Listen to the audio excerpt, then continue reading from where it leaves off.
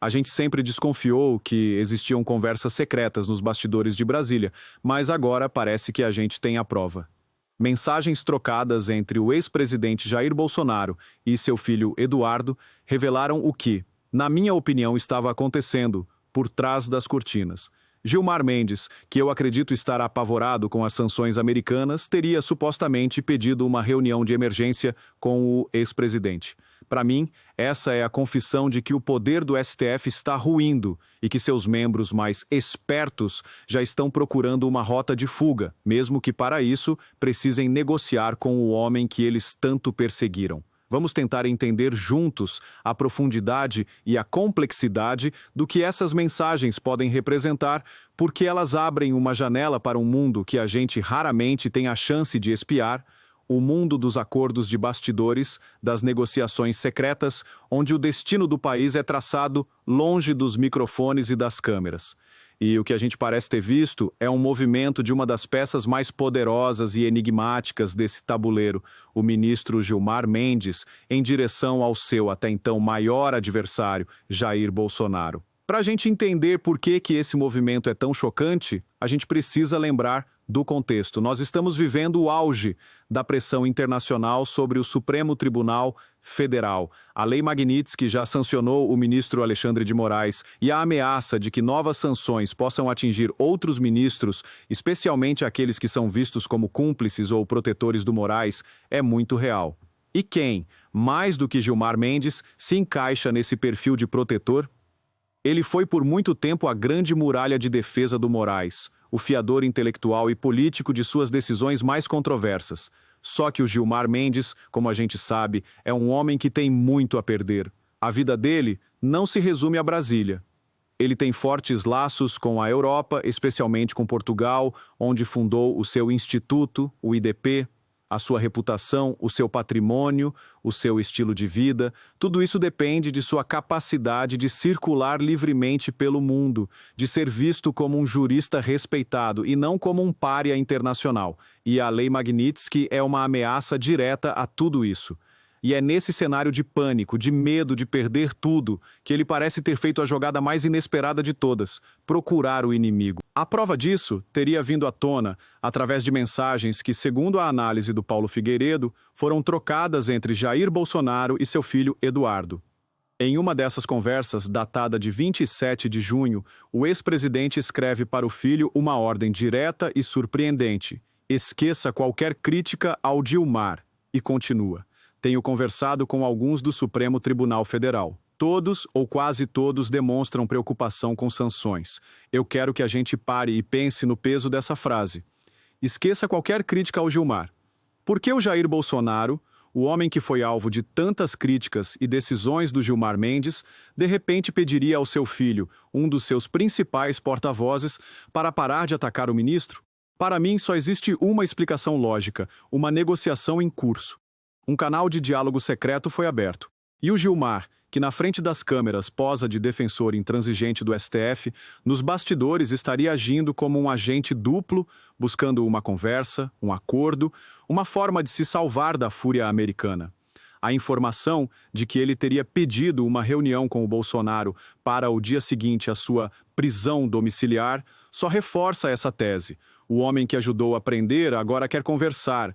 É a inversão de poder mais espetacular que a gente já viu. Mas o que o Gilmar Mendes poderia oferecer ao Bolsonaro em troca desse silêncio e o que o Bolsonaro estaria disposto a aceitar?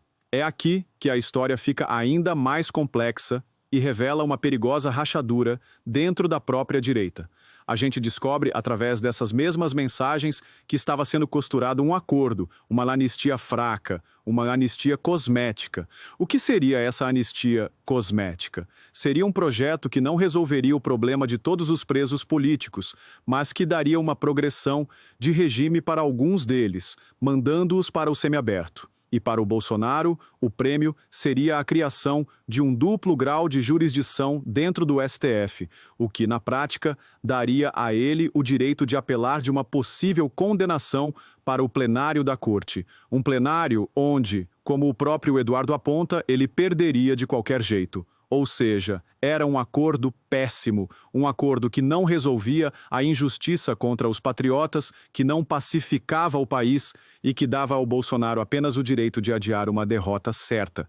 E o mais assustador é que, pelo teor das mensagens, o ex-presidente Bolsonaro parecia inclinado a aceitar esse acordo.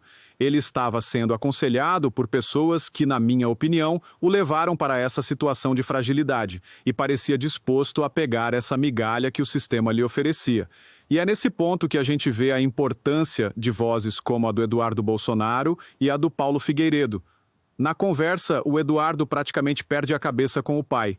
Ele diz com todas as letras que se o Bolsonaro aceitar essa anistia light, a ajuda dos Estados Unidos, que eles conseguiram a duras penas, vai acabar.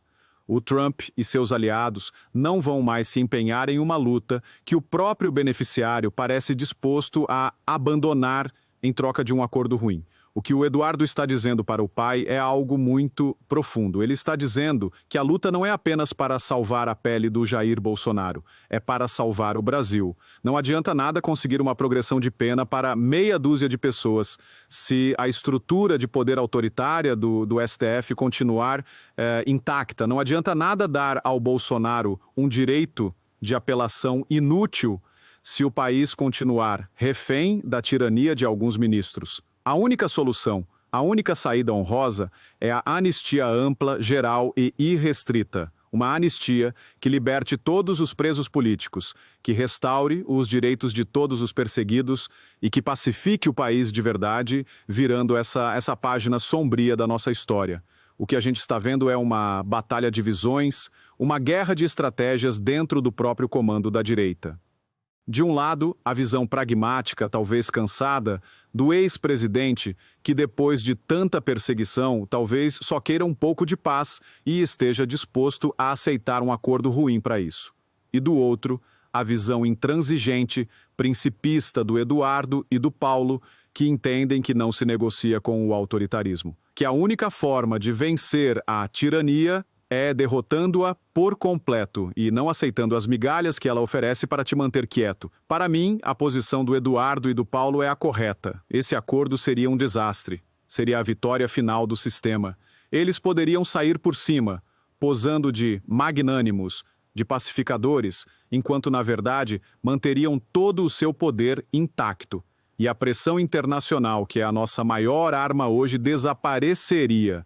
Seria uma derrota estratégica de proporções históricas. E o desabafo do Paulo Figueiredo é o retrato da frustração de quem está na linha de frente da batalha e vê seu próprio general prestes a cair em uma armadilha. A busca do Gilmar Mendes por um acordo, portanto, não é um sinal de boa vontade. É um sinal de desespero. Ele sabe que está na mira, ele sabe que a casa pode cair para ele a qualquer momento, e ele está tentando usar a sua influência, a sua capacidade de articulação para oferecer uma saída honrosa para o Bolsonaro, que na verdade é uma armadilha para todo o movimento conservador.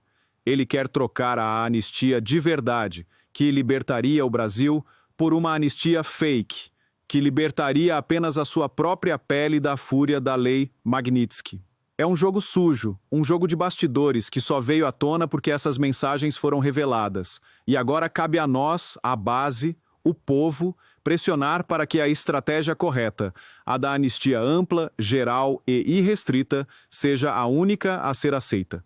Essa história toda é um verdadeiro nó e mostra como as coisas em Brasília são muito mais complexas do que parecem. E agora eu quero saber a sua opinião. Qual estratégia você acha que é a correta? A do Bolsonaro, de negociar um acordo para tentar resolver a sua situação? Ou a do Eduardo e do Paulo, de não aceitar nada menos do que a anistia ampla para pacificar o país de vez? Deixe seu comentário aqui embaixo, vamos conversar sobre os caminhos da nossa direita. Se essa análise te ajudou a entender a profundidade dessa briga de bastidores, deixa o seu like e compartilha este vídeo. O Brasil inteiro precisa participar dessa discussão. E se você ainda não faz parte do Orgulho Soberano, agora é a hora. Inscreva-se no canal e ative o sininho, porque a gente não vai parar de trazer à luz o que eles tentam fazer na escuridão. Um grande abraço